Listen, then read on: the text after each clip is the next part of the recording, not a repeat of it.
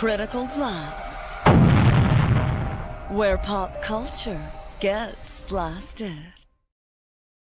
離さないこの鼓動が止まってしまう時まで誇れるもの一つ抱えて動き始める And good evening. I am RJ Carter, Senior Managing Editor here at CriticalBlast.com. And tonight we are jumping once again into the world of crowdfunded comics. And one of these days, I'm going to slow the talking down. I come in like an auctioneer and I know it. And it's the radio disc jockey in me from my high school days. I haven't been able to shut that off yet when I get in front of a microphone. Tonight we are going to delve into Eternal Armor. And with us tonight is Eternal Armor's creator, Mr. Wyatt Holliday. Wyatt, how are you doing tonight? Good. How are you, man? That was man. Kudos on the intro, man. I got bored at lunch today and got a little creative. I'm like, what could I do to be like manga opening for this kind of thing? That was good, man. That was good. All of it's PowerPoint and all of it's free. So. So this is a departure from what you did with Ardana and what you did with Ardana. I'm Ardana, Rosanna Dana. Yeah, it's a departure from the fantasy you did. Yeah. I like a lot of different genres. So the plan has always been to, do maybe 3 or 4 things, but in genres that I like. So I wanted to go ahead and get fantasy done. So that's established. Of course, there'll be more Ardana as well, but Rocket Gal just kind of came along at the right time as far as Peter Gilmore and I were concerned. It just happened, and it worked out, and Rocket Gal's great. So we'll be doing more of those, but yeah, I've had the giant robot story for a while that I wanted to tell. So I thought, well, what better place to do it than here, right? Absolutely. I mean, you can do anything now in crowdfunding, and you've delivered enough product that people know that no matter what it is you're going to put out now, you're going to come through on it. Absolutely. Yeah, this is number 4. So yeah. Which is why you funded in 3 days, or less. Yeah. Right. Well, yeah, it was like the first couple of hours, but yeah. Oh. But yeah. I'm behind the times. Jeez. But yeah, man. I just sent out the newsletter today, though. That was kind of like the celebratory. But yeah, it's a couple of days late. But yeah.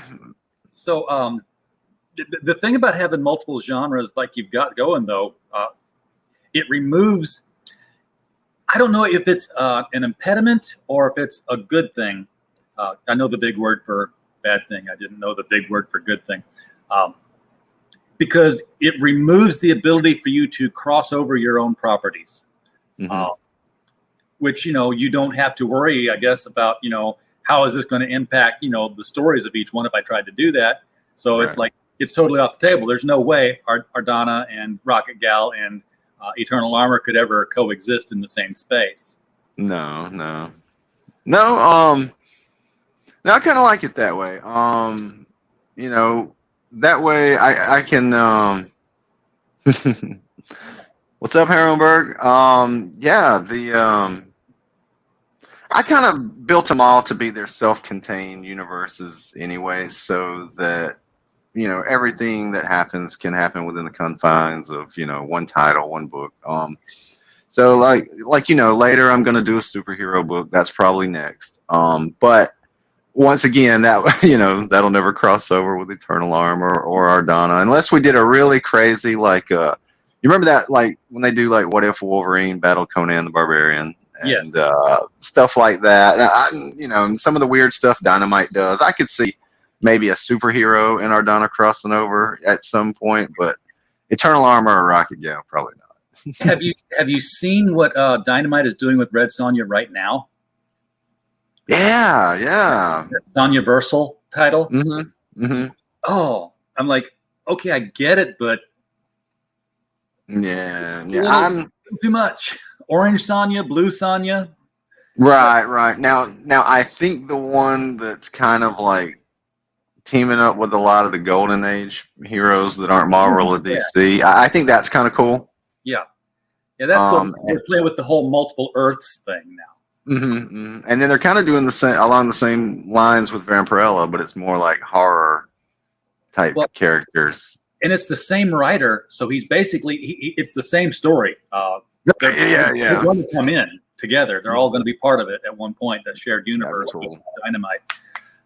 I prefer their Dynamite crossover where everybody's becoming zombies and coming across. But as for Eternal Armor now, what's the giant robot that you kind of grew up on that inspired all this? Well, in the United States, we got it as Transor Z, but of course it's Mazinger Z in Japan. That was the one. That was really my introduction. And then because it would come on in the afternoons when I got home from school, but it wasn't long after that before I saw Voltron. So really, a lot of us, Voltron's the real, kind of introduction, I think, to a lot of us. Yeah, I'm older. I'm an ancient one here, Wyatt. My first giant robots. Ultraman doesn't count because he wasn't a robot. Right. Johnny Sacco had a flying robot, and it was live action. Oh yeah, I know what you're talking about. It kind of looked like a Egyptian. Yeah. Kind of had like an Egyptian almost looking theme, right? Exactly. And Johnny would talk into his wristwatch, and the robot would take commands. And every episode was like a half-hour Godzilla movie. That was my giant robot take. Now I don't know. I can't tell from the pictures because there's no scale. But the two robots that we do see, and I could actually share the screen now. I didn't do it before because I didn't want to lose the audio, which sometimes I do when I've got audio coming from both sides. I'm going to take the banner down because I just stepped right. It looks cool though. It's got to be functional though. And I forget what. Peter Gilmore made one for Mandy's channel that was the Wizard themed banner, and it was really awesome. And it had like hands going out like it was casting a spell and stuff, but they got in the way of everything, so it doesn't get used a lot, but it sure is cool. And since 90% of what I do is everybody over here and then the big screen here, I've got I need to take a screenshot sometime and just say, okay, now format a banner around this and see what you can do. But are these giant robots, or are they suits that are more human-sized to your characters? They are giant robots. Okay. As in sitting in the head kind of giant robots, yeah. Very like Pacific Rim, you would say. Gotcha. So tell us about the characters here. The boy, I say the boy and the girl, could be the man and the woman. I'm being ageist and sexist at the same time. That's all right. I usually go the dude and the chick. So yeah, I can dig that. But well, do you want to watch the trailer? Hey, that's a hell of a that would actually, that's a really good, that's a good introduction, and then I can build off that. But that really explains a good bit that I would just, one of us would be, either me or the trailer would be repeating each other. So, well, let's roll that beautiful bean footage.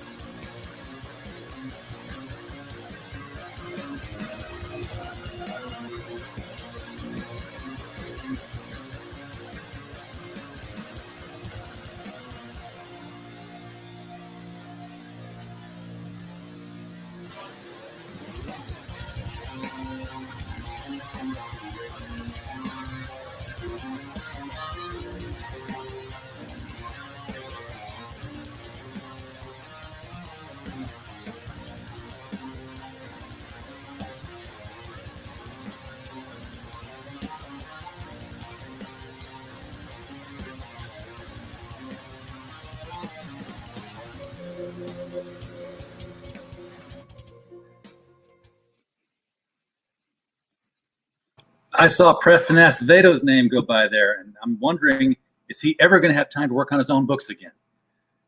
Man, it was funny that you would mention Ultraman, because when I was first showing Kane and White the references and things for the characters, he said it kind of reminds me of Ultraman, and I was like, well, I bet you can draw a damn good Ultraman cover. So, so if that's what works for you, man. And this is Kanan. This is Kanan's cover. Yeah. If you want, I can you I can share my screen and show you heck yeah, a large one. Let's find it. It's in this mess on my desktop somewhere. Here we go.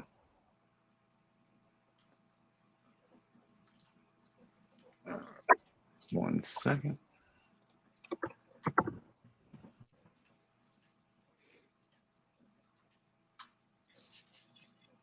All right.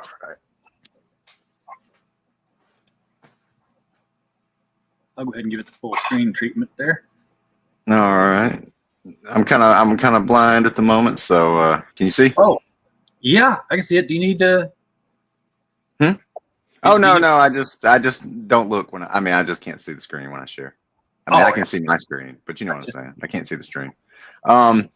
Yeah. So here's the nice big close up. I'll give it the slow scroll. You got our guy Kaito here.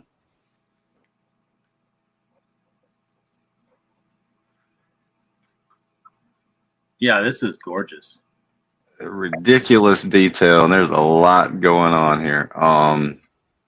Because up here, the things in the background up here, you've got one of the evil monsters, and there's his tusks and his head, and one of his tails, and the other one, and there's the city behind him. And then here you've got this robot. He's looking to the left. And then here you have her, Mika. This is her, her outfit and shoulder, helmet, all that good stuff. So yeah, a lot going on here. It's an awesome cover. We'll have the colored version here in the next couple of days. But it was time to launch, So now you said, awesome cover. You said for Mika, this is her outfit. So it's. Are they both giants, or is the one giant and then she's more of like the Wasp kind of a character in comparison? Well, they're both giant. They're both both robots are huge. Yeah. All right. So, Go ahead. Oh no, I was just gonna say as the story goes, about 20 years ago, a fisherman and his son, they were on the lake, and the water was low due to drought, so nothing was biting. But they saw something shining out in the distance on the lake, so they go out there, and it's the top of this robot's head sticking out of the water. And so scientists come in to recover it and excavate it. Most of it's in the mud, so that's why nobody knows how long it's been there. But they get it out. They begin studying it. They recruit a pilot to begin testing it and things like that.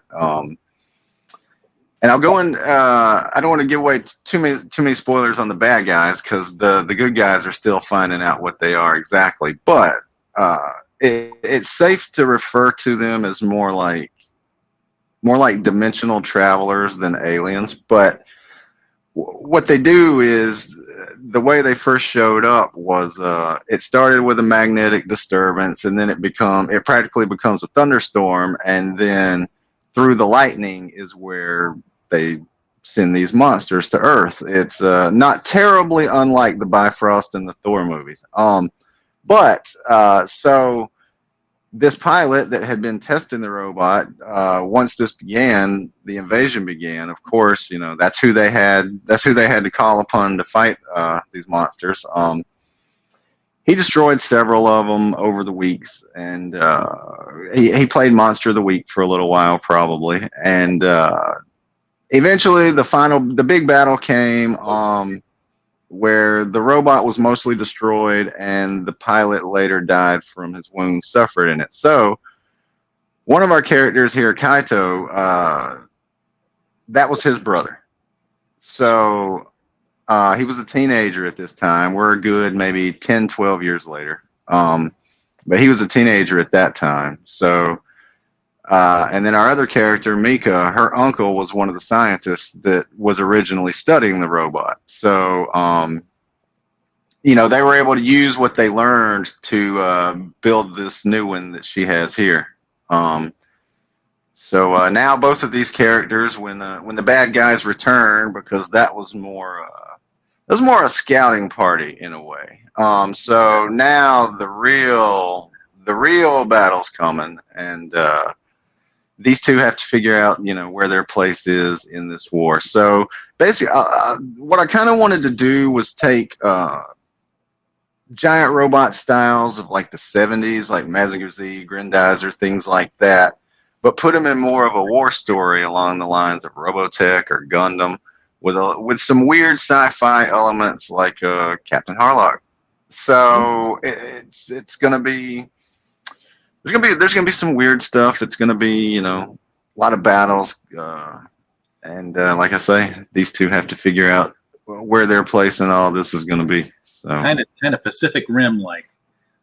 Mhm.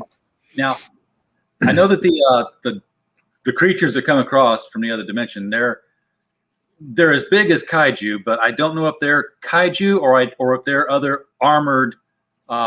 They are robotic as well. They're robotic as well. So there's something Yes. alien inside of them running this thing. Correct. And will also be, you know, of course, part of the story is learning where this, you know, the initial robot came from, who built it, things like that. So yeah. But yeah, they are armored. They are robotic type monsters. So. Yeah. Okay, so I know that Mika's robot. I say I know, like, you know, you've given me all this information. I'm making huge assumptions of leaps of logic, and I'm processing it as knowledge. I know that Mika's robot is not that giant robot, that it's something that was built on the engineering that her scientist uncle learned from working on the robot. Kaito's robot, is that the original robot repaired, or is that also one that was built from reverse engineering the original? It will be the original robot repaired. Okay. Because what they have left right now is the head. They still have the head. It's all smashed up. They keep it in this hangar, and the reason they can't do anything with it at the moment is because Kaito's brother's still in there. There's a radiation leak inside, and it's all sealed off. And that was. We'll go into the story of how all this happened because it's part of this book. But yeah, he's still in there, kind of like the sailor, like USS Arizona at Pearl Harbor. You know, that's kind of something like that's kind of where the inspiration comes from. So he's almost like mummified inside there, and so but they have to figure out how to deal with the radiation leak and get him out before they can use the head for what they need it for. And the head's really important, so that's why they still have it. And all this will be detailed within the story. So yeah, man, it's gonna be cool. Somebody's doing a giant robot story right now, but it's like every country has their own giant robot. Mm-hmm. And the only thing, I came in on the middle of the stream, so I don't know that much about it or even what the title is. So sorry, guys. But I know that the one country, they built their kaiju, or their robots rather, with no head pieces on them. Because it was like every time you knock the head off the giant robot, you know, it was over. It's just like Rock'em Sock'em, you know. The head Right. So they were just like arms on a big chest. They're like, you're sitting in the chest anyway. What do you need the head for? It's just a big target. Right. I thought that was an interesting take, though, on it. Yeah, sitting in the head, but yeah, logistically in real life is a terrible idea. Yes, but you know, within the realm of this, it's fine. But no, in real life, no, I wouldn't do that. You get me in there. But you know what that does tell me though is, you know, for a while in crowdfunding and in Comicsgate, it was all werewolves, and it was like everybody just had the same idea. Like, I'm going to do something original, werewolf, and there were 30 of them. Right. So it looks like now we're getting the giant robot phase, which bring it on, please. I would love to see more of that. And that's where a fun crossover would be if, multiple creators got together and said, hey, let's have a Macross saga of all our worlds. Yeah. Let's put all our robots together and have a massive, big battle that this storyline probably entails. Yeah. Now, Kaito and Mika, do they know each other? They do not when our story begins. No. Okay. Their storylines. When I was originally developing this idea, I had a few ways I wanted to go about it. And so what I did was I kind of wrote the treatment or outline as if each character was the main character. So I wrote one as if Mika was the main character, one as if Kaito was the main character. And then I took both of those and used what I could. We used what was good from both of those to put it into one, to combine it into one story. So, they will know each other, but they don't when it begins, and they are each their own character. So that's an interesting approach to make sure that you don't detract from either one of them and make them a secondary character. They both get to be lead. Mm-hmm. I think especially when one of the characters is a female and the other one's male, it would be very easy to historically say, hero and sidekick girl. That's just what people expect. You don't see a lot of, heroine and sidekick boy. Or chick blasting stuff up and doofus messing everything up. Yeah. And that's terrible too. Yeah. So they're both equally as important to the story. She's the one who will first discover that the aliens have returned. So a lot of that will come into play as far as she's concerned. So, are you going to go right into the old comic book trope of two super characters who don't know each other run across each other and assume that the other one is the enemy all the time? Probably not. Probably not. So they're gonna fight each other in armor the first time they meet. No. Good. Something original, folks. We don't get that too often. Yeah, no. One of the things that I liked about some of the older shows is, like Mazinger Z is a great example. They do a lot of fighting, like there's a lot of action with the humans. So I kind of wanted to do that as well. So there's going to be human karate fighting, and they got, the bad guys got human minions, not human, but humanoid-sized minions to beat the crap out of, and we're gonna play there. But yeah, they're not gonna battle when they first meet. Okay. One of my you talk about the humans of the series battling it out. That was what happened a lot in one of my favorite ones growing up. Battle of the Planets. I know it's Gotchaman, but I got the 7 Zark 7 version, so that was what I got to watch on television. Right. But one of the things also, and if you've watched enough of the episodic stuff, and we're talking again about the Ultraman stuff, the Battle of the Planet stuff. There was always the formula where it's like, bad guy's making his attack, we're going to go counter it, we're going to get the crap beat out of us, we're going to make the Hail Mary play, whether it's make the crossbeam thing or the fiery phoenix or whatever it is that they do, and that's always going to work. And I was sitting there, I'm 12 years old, I'm like, why don't they just go right to that and be done? Well, yeah, it's like in Voltron, we have to get in the lions. You have to be the lions for a little while. You have to kick the crap out, get the crap kicked out of you for a while, and then you become Voltron. And then Voltron, he does all right, but then he gets the crap kicked out of him too, and then he has to form the blazing sword at the end. Yeah. And so, yeah, we're not really doing that here. If that was going to be your next question, some weapons will have better effect than others depending on what they're fighting. So yeah, I always wanted to have an Ultraman episode where he's like, he does the whole cross, which I would run around the backyard doing this all the time to like square. right, yeah. I just want to see him do that one time and it just bounce off the guy and him go, what do I do now? Right. That was my thing. Yeah. So let's look at the tiers we've got here. You've got both covers, 64 pages. So I don't have to ask. I was just about to say, how big is this thing? It's 64 pages. Yep. As I point to my screen over here, like everyone can see me looking at the screen here.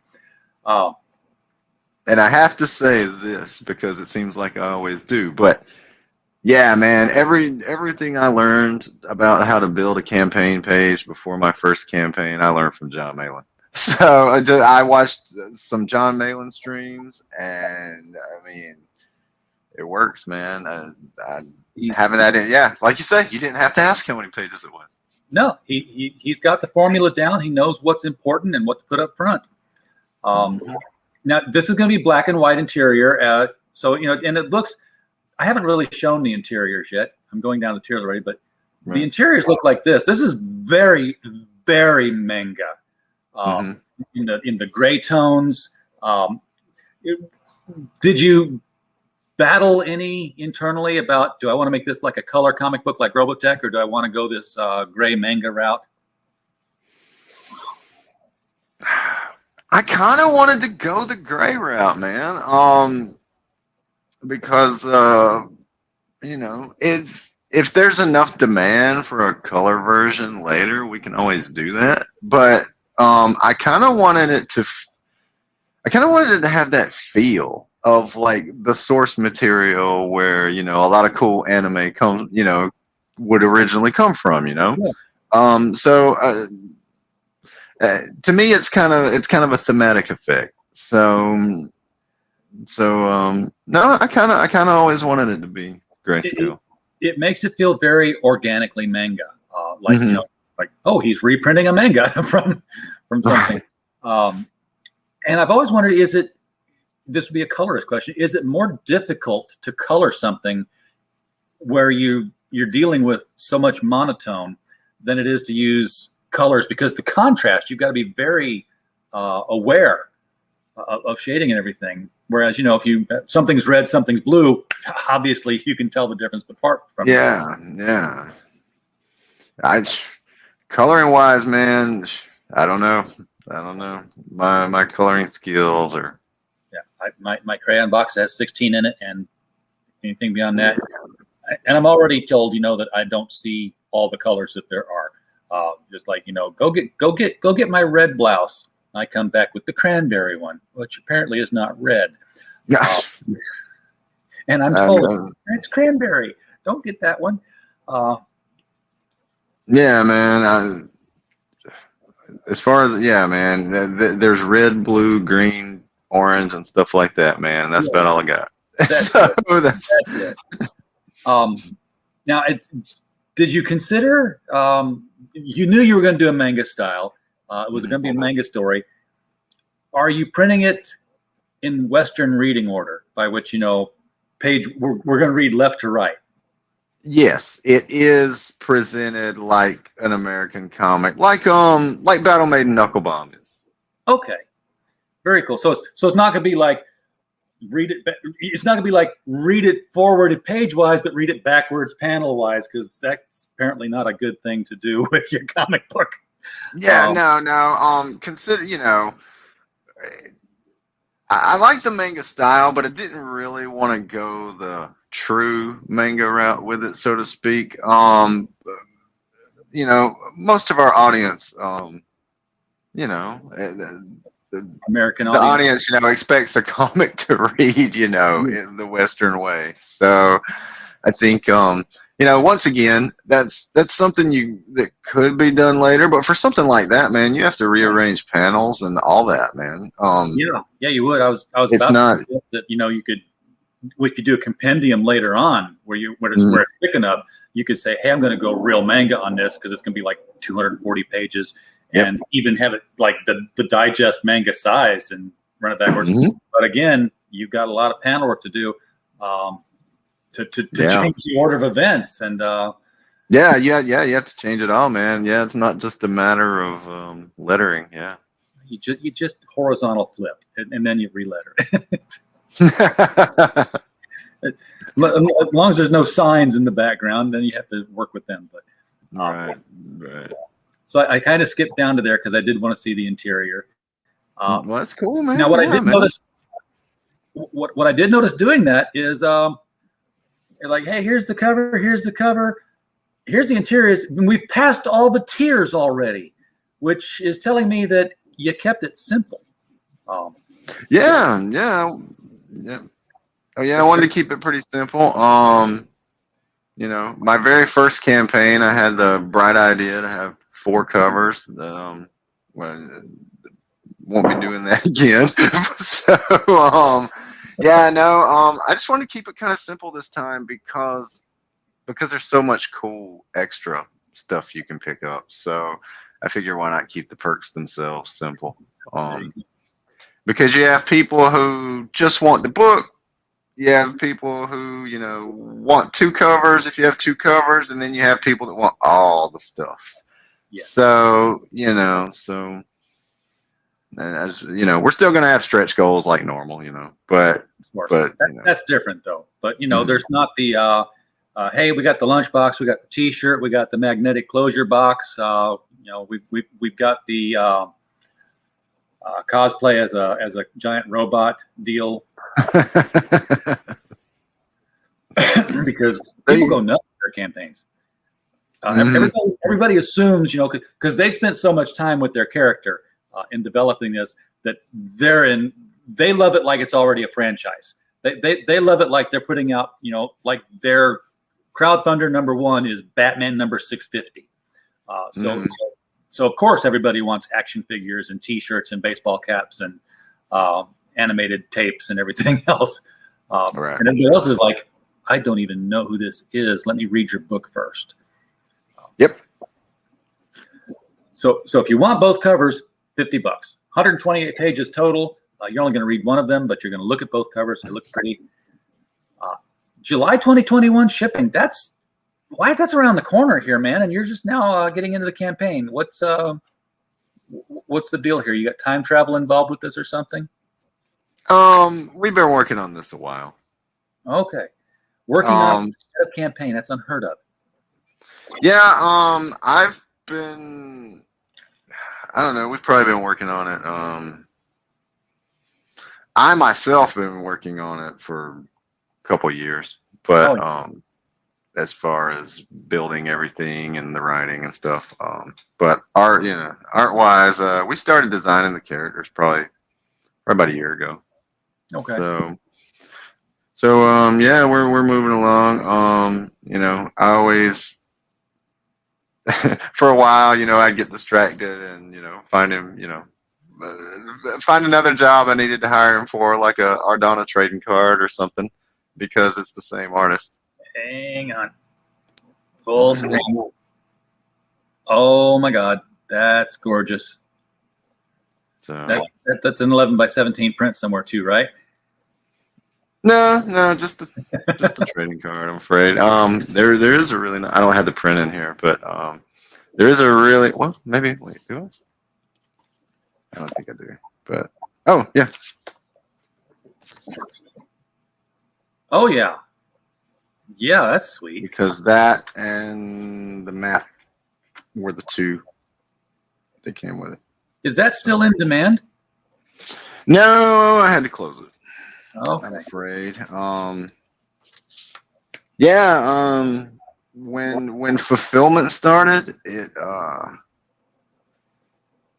the backers just came in, dude, and so I sold out of books. Really, you know, I was getting really low and almost sold out, and so I had to close it.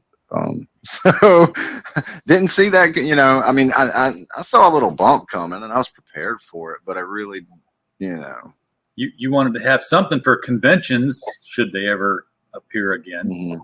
Mm-hmm. So, you know, I have a few left, you know, for, you know, me or family or whoever, but or conventions or whatnot. But I didn't overprint by a ton, you know. So, but probably have to do more. You know, probably have to overprint a little more in the future. But And you'll probably reprint when you go into the next Ardonna campaign, so that people can catch up. yeah, I'll have to do another. Yeah, I'll have to do another. I have to do a reprint of issue 0. So it'll be good. All right, so both covers to this is $50. And easy math. If you want just one or the other cover, cut it in half. It's $25. That's right. That's right. To which, you know, the spoiled and entitled of us would say, I don't get a discount for getting them both together. Yes, you do get a discount for getting them both together. Your shipping cost is saved. Yep. So there's your discount. And then, so this is the everything bag here. Well, it's not the everything one. There's a couple more here. So let's take a look. Yeah, there's 2 separate ones. There's one that is the Kanan cover and all the stuff. There's one that's the Preston cover and all the stuff. And then there's one that's both and all the stuff. All right. So $100 for either one of these 2, again, based on which cover you want, or if you want both covers and all the swag. And all the swag's in one thing. It's I'm going to ask, probably going to know the answer. If you buy one of the books and you're like, but I wanted to get some of that stuff, add-ons are available?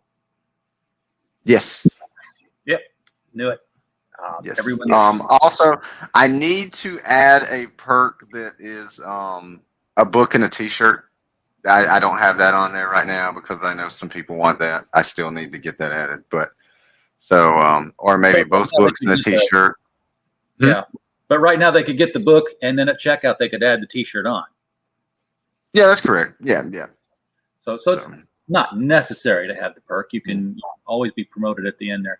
But what is everything here? I'm seeing some chibis. I'm seeing some lunch boxes.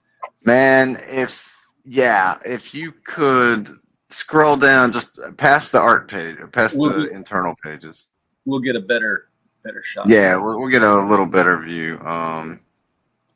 But oh, look at that. Yeah, it's the retro style lunchbox. It's metal like the ones we had when we were kids. Like I tell everybody, I had this Incredible Hulk one that was so rusty that I used to keep like Star Wars figures and stuff in. Yeah. And but anyway, yeah. I had the Marvel superheroes, Secret Wars. Yeah. Secret Wars. Yeah. Yeah. That was the year I had it. So. Nice. Yeah, the art depicted right there, that one's still very much mock-up phase, what we see right here. The art's kind of sketchy that we're showing right there, but it'll be finished. There's going to be a different image on the other side. I'll be updating all this. Around the edges, there's going to be stuff there. It's not going to be blank like that. There's going to be logos, trade dress, things like that. But gonna be cool. That is the least finished thing to show. Well, let me the rest of it here, because I've seen the campaigns that have lunchboxes. I've not seen one fulfilled to me yet because I've not ordered one. But my question is, you talked about having the Incredible Hulk lunchbox, and I had one, of course, as well. If you think back, you remember those things were contoured, embossed or debossed or whatever it's called. The Hulk was busting out of the box. You could out. Is that what the vendors who are providing the lunch boxes for these campaigns do as well, or are they just like flat print? It's optional. You have a choice. You can do one or the other. You can do either one. So you got to bust it out. I am going to do everything possible to make that happen, because Mandy makes fun of me because I talk about how awesome my bookmarks were on my first campaign, but I was proud of those bookmarks because quality, man. I try to make everything the best it can be. From the trading cards to the bookmark, man. And if I got the best bookmark there ever was, then that's great, because anybody who remembers those old lunch boxes, if they were to get a lunch box like this and it was a smooth flat print, they'd be like, "Oh man, that's cheap." But they get the texture and the feel of what they had before. Like, oh yeah, this takes me back. And if you really want to make them cry, open the lunchbox, and there's a thermos in it. I'm going to see what I can do about the thermos as well. No promises on the thermos, but if I can make this happen, it's going to be awesome. But the plan is for the T-shirt and some of the other stuff that, and a lot of the other stuff to be inside the lunchbox. So yeah, I was a total dick to you earlier too, by the way, and I didn't. Oh yeah, because I talk about first campaigns, everybody's throwing T-shirts and lunchboxes. And I'm rolling down here. He's got T-shirt, he's got stickers. I'm like, okay, he thinks I'm not my first campaign, man. This is true. It's not your first campaign. It's just the first issue of this book. So yeah, I'm off the hook. Never mind. Yeah, no, man. Everybody knows if they want a T-shirt from me, the T-shirt will show up. As so. And that's a cool looking version of the head too, because it's the post-battle damaged head. Yeah, actually, I can show this stuff too, man. And with a better image. T-shirt for sure. Let's put you right there.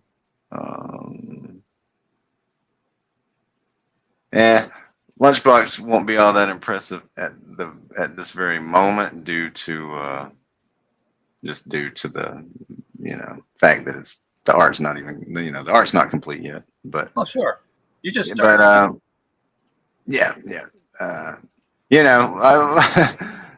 was working on the book. I don't consider myself a lunchbox salesman. But as far as sharing, let me know when you can see. I got it. I've given it full. So, oh man, yeah. Go. There's what it looks like. I love the side antenna look on that too. That's a very Japanese thing. Mm-hmm. Yeah. And of course, he's missing his eye, just like just like it currently is as our story starts. And then we have the alternate logo here. So what's that logo saying? Because is that Eternal Armor in Japanese script? Yeah. Cool. Yeah. I call it alien writing just in case it's not exact. But no, I'm just kidding. But that's Japanese. That's nice. But that's the T-shirt. We have them from small to 4XL. And I'm gonna have to close this one to show the other one because I did it a weird way. But and then when we get to them, this is the what we know to be Pogs, but that's a brand name. So these are armor caps. I was going to ask, what are armor caps? That's something I hadn't heard before, but okay, I get it now. Yeah, these will be on a card. They'll be punchable, and there's 6 of them. I didn't know people were still making Pogs. I don't know if they do, man, but a lot of people I talk to seem to, they seem to, they enjoyed them back in the days, and we talk about them, and so I figured it would be a cool add-on. I was never really super into them myself, but what a cool thing to have on a campaign. So yeah, absolutely. So I sold myself on it. So yeah, well, you can see the artwork of your character on a little cardboard disc. Of course, it's cool. Yeah, right. So those are the two things that I could definitely show as far as better versions. And then the trading cards, there's going to be 5. 3 of them are not going to be robot heads. We just don't have the art for those yet. That'll be updated. I figure that's the back of the card. I figure that's either the back of the card or the wrapper that all 5 of them come in. Oh, right. Yeah. No, it's just placeholders at the moment. And then I think I do have the stickers here real quick. Okay. So you get somebody did the chibis. Who's your chibi artist? Selena Hernandez did the human characters. Okay, Chibi Mike's wife. Yeah, Chibi Mike's wife. Yeah. And then 6 a.m. Comics did the robots. Cool. Now, So that's where I come in, and I'm a big sticker head. I don't know why. I'm 54. I don't go out and collect the Panini stuff, but I put stickers on the back of my laptop for all the stuff I back. But I really like the logo stickers. The die cut of the logo, because that way it's like I don't have to say who's that character, where'd they come from. No, it would be like Eternal Armor, boom, right there. Are you looking at adding anything like that as a stretch goal somewhere down the line? Yeah, we're gonna have stickers and magnets. I wanted to do a magnet of the smashed up robot head, like a fridge magnet, and then probably the logo as well, and then logo sticker probably as well.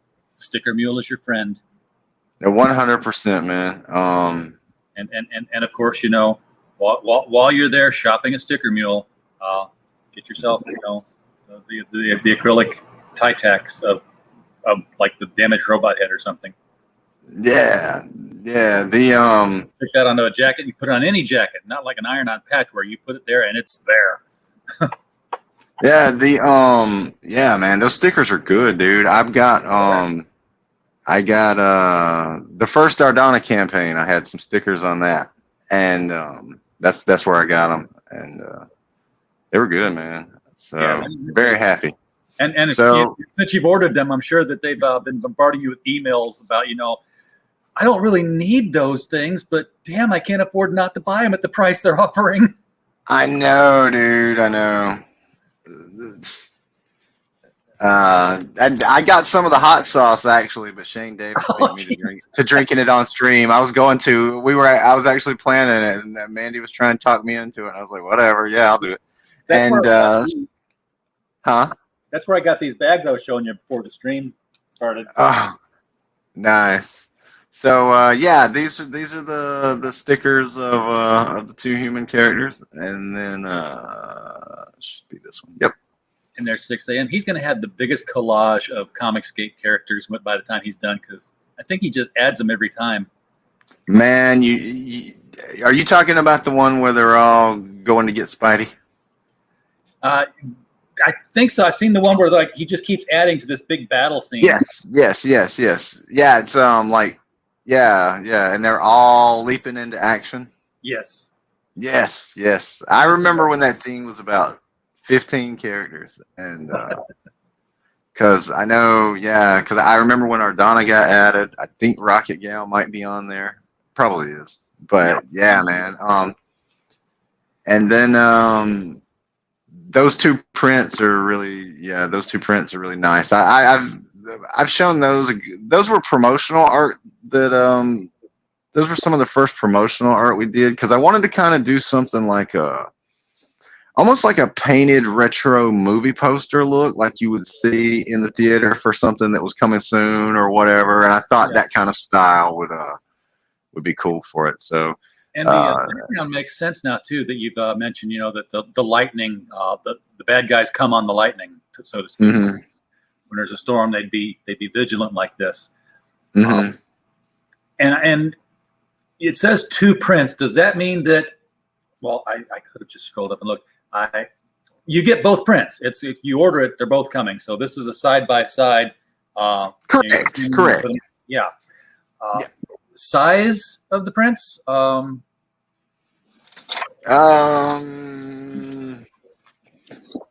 Give or take 6x9. So okay. If this is a comic behind. Gotcha. So the prints are smaller than the comic book. They're not like, fold out 11x17 or something. Correct. Yeah, they're mini prints. They're out there cardstock. I always do, like this one has the Ardonna logo and some stone looking stuff on it. But yeah, man. But those are really cool. I love the mini prints. So might have to do poster or something, probably gonna have to, but anything coming along later will be stretch goal stuff for sure. I don't know though, poster, do a cool enough poster. There's no reason I won't throw stuff into the swag pack, including people who already bought it. So Sure. Sure. you know, so I'm gonna have fun with this campaign. So there's no telling what I'll do. It So looks very fun, and the art is just, the covers and the interiors. It bears mentioning, especially when the cover artist is different than the interior artist. They're both well done. 64 pages. Is that a complete story, or is that like a chapter in a 6-issue arc or a 4-issue arc? it is a self-contained story, but it is a self-contained story within what is happening in this book, but it's part of, there's a larger story that it is part of. But yes, it's not going to just stop halfway in the middle of something. So we solved the immediate crisis, but Zoltar is still out there. right. Or they're all, getting together to go fight him and it ends. Yeah, exactly. Yeah, no, it's not gonna be like that. So yeah, no, it'll be this particular story will have an ending. Yeah. All right. So folks, y'all know Wyatt's work. He delivers on his projects. This one has already funded, so you are going to get it if you back it. If you want to back it, the link is in the description below. I encourage you to do it. I'm going to be doing it later this week. I'm in the process of moving right now, so I'm like, what address do I put in there? So I'm going to be holding off on a couple of things I'm backing right now, and then changing the ones I did back when I get there. Other than that, is there anything else, Brian? Brian, I'm reading something on the side here. Anything else, Wyatt, that we should know about the book that I haven't touched on? Or anything? Actually, one thing that I did want to mention is, although that there are very limited of these left, some of the books from the original Ardonna campaign are add-ons at checkout, and you can also get copies of Rocket Gal, Rocket Gal on Mars as well. We only have one variant cover of Rocket Gal left, and it's in the add-ons. So as soon as someone gets it, that's it. That's the only one we have left. Okay, put the pressure on me. Sure. Okay. I've got to go. I can't. I just told him I can't order it right now. I'm gonna have to wait. But now I've got to. I'm not trying to coax you, RJ. I know how it is. I'm just saying that people have asked because all the time it just happens that people just now find out who you are, that you've done something, and they. Every comic is somebody's first. And that means, that every campaign, someone's discovering you for the first time. If they find out you've done other stuff, if you're running a campaign, you've got to have an access to your previous stuff. And I don't know the best way of doing that, Wyatt. I mean, I think I do, because I know that people who back the first campaign want to know that they got something unique. Mm-hmm. And I know people have done things like, like late in the campaign, they drop the price down to 50% for a fire sale of some sorts. Like, ooh, bad idea. Oh, no, I assure you, if you backed this campaign, you definitely got something special. Because if any of these that we only got 6 left. So it is 100%. Yeah, man. But there's no, what are you going to do with them?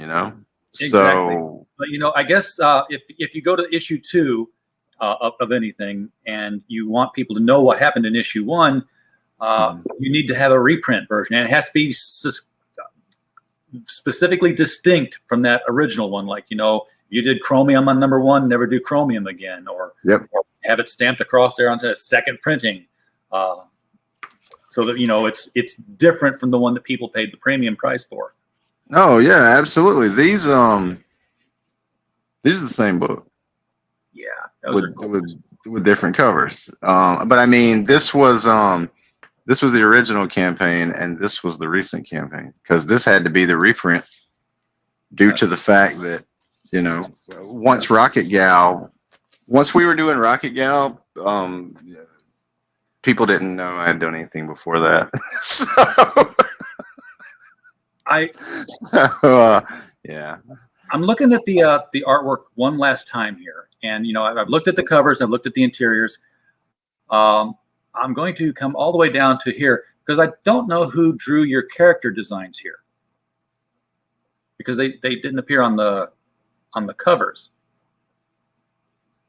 What's that? Hmm? Oh, I'm not sharing the screen. These guys. That's also Joaquin, same artist. Oh, cool. Well, perfect. Yeah, that's I should have just said these guys. Oh yeah, right? these two people. Yeah, same artist. Okay.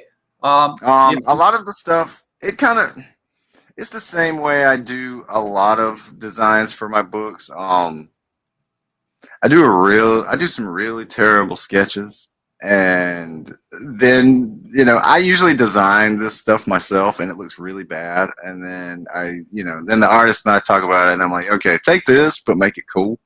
Yeah. And so, you know, well, it looked a little different because, again, it's colored and it's not done in the monochrome style. So where I was going with this, Wyatt, and you have to know this if you're into manga at any level at all. The Mika waifu pillows. I'm kidding, kind of, sort of, not really. Right. Joking but not joking. Yeah. Sorry, not sorry. It's hey, if the demand's there, I don't. Everybody bombard Wyatt for waifu pillowcases for Mika, and for Kaito. You know, if that's, you know, it could be reversible pillowcase. Yeah, just one on each side. Yeah, one on each side. Good for anybody. Again, that's where I go, throwing ideas out that aren't in your campaign. Although we did have one in the chat from George who's looking for digital, and you didn't have a digital version. Is that on purpose, or? Yeah, I've never done any digital versions of anything. The time will probably come when that happens, but we just don't. I know there are people who like them, but I'm more of a physical book kind of guy myself. But I get that, you know, it would certainly be helpful for like international orders and things like that, for those backers. But Joe's mentioned the custom frame for the screen. He likes that. Thank you, Joe. I appreciate that. Wyatt, can I play the intro video again? Because absolutely, man, absolutely.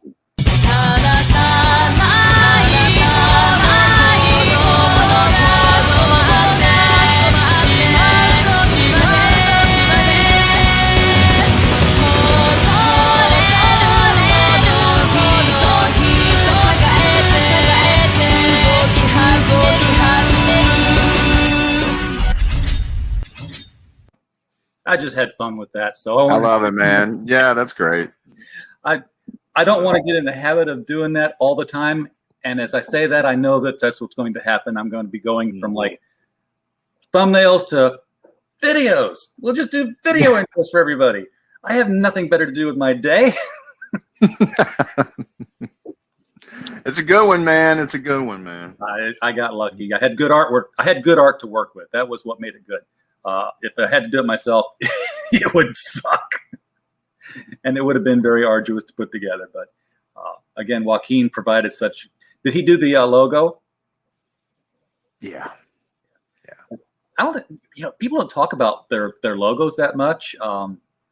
But it's not like just finding the perfect font for something. These things are custom designed, and then somebody steals it and makes a font from it. Right. Yeah. I had kind of, kind of something in mind that I wanted to go with, but so to start with, but yeah, he developed it from there and made it cool. So it looks like armor, and of course it's going to be colored and textured to look like the robot's armor. Mm-hmm. Mm-hmm. All right. Well, man, we've been at it for an hour. I'm going to disappoint myself here. I'm going to refresh the screen, which of course you can't see because I'm still not sharing it. Just to see 29. I think it went up. I think it went up a backer. I'll take credit for that. I forgot to look at the price before I refreshed it, so I'm taking credit. We got one backer in, so that's the best I can ever hope for. Is that somebody. I mean, that's why I'm here. If you're trying to send me super chats and can't, well, there's a reason. I'm not here to, for the drama streams and for the reading of the super chats. I'm here to help people get their books out because RJ is too hot for TV. I love comics, and RJ's too controversial. They won't monetize him. Well, yeah, that. And, I'm just kidding, man. No, you want to know what it is? Is that they told me I had to have 1,000 watch hours or 1,000 subscribers. I'm like, yes, I can do that. And I worked and I worked and I worked, and I'm at 1,300 right now. And then they said, oh yeah, but you have to have like 4,000 watch hours in a 12-month moving period. I'm like, what? We're at 3,200 and change right now. Yeah, I'm retentive enough that every morning I come in here and say, do I have enough to move it up some? So yeah, 3,200 and change. Folks, if you ever want to help the channel out, just go to bed tonight, pick a playlist, mute it, and turn your monitor off. Let it play all night long. If 30 of you do that, I'll be there by this weekend. Yeah. All right. Yeah. Well, Wyatt, I appreciate you being on here tonight, man. Bringing a really cool comic here. Oh man, thanks for having me, dude. I always enjoy being here, man. It's a good time, man. Yeah, this is your first 30. I assume you're going to go a second 30 just because Indiegogo lets you, and go in demand for a while. Yeah, I'll probably go in demand. It seems to be the thing that works best for me, and like I always tell people, you might try some things, but you'll figure out what works best for you. But what seems to work for me is I usually like to stay in demand up until the fulfillment starts landing, and and a lot of people will see it then, and especially people who know, shoot, if I back it now, I'll have it in a few days. Oh yeah, once they start showing up with photographs on Twitter, like, ooh, it really looks good. I want it now. That's what happened with our Don. Do you have a math formula for how much you overprint, or you just like swing it and say, give me an extra 100? Yeah, I usually 15 to 25%. Okay, that's a good. Because you do want to be able to sell at conventions. Yep.